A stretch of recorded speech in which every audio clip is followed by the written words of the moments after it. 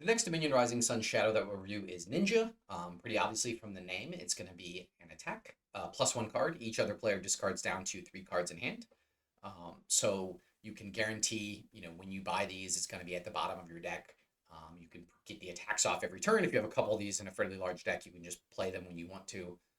And they sort of, you can force, because they're at the bottom, but you can play them off the bottom. You can sort of force activate one every turn and not worry about drawing them dead in the same shuffles. You can add, I think, a few more attacks. Um, it does have the standard militia effect, discard down to three in hand. Plus one card is terminal, so this is going to be a little bit more challenging. Militia gives you plus two money. This gives you plus a card, but and it doesn't actually require a card itself, so it's kind of like plus two cards.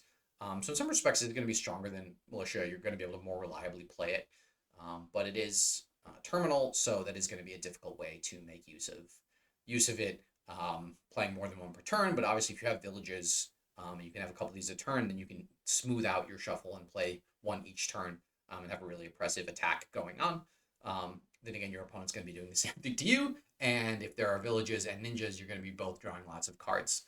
It's also interesting to think about, you know, in mega turns or something, you activate multiple ninjas, try to trigger a shuffle, or do you try to preserve a shuffle and keep one on the bottom for next turn so you can make sure to get the attack off?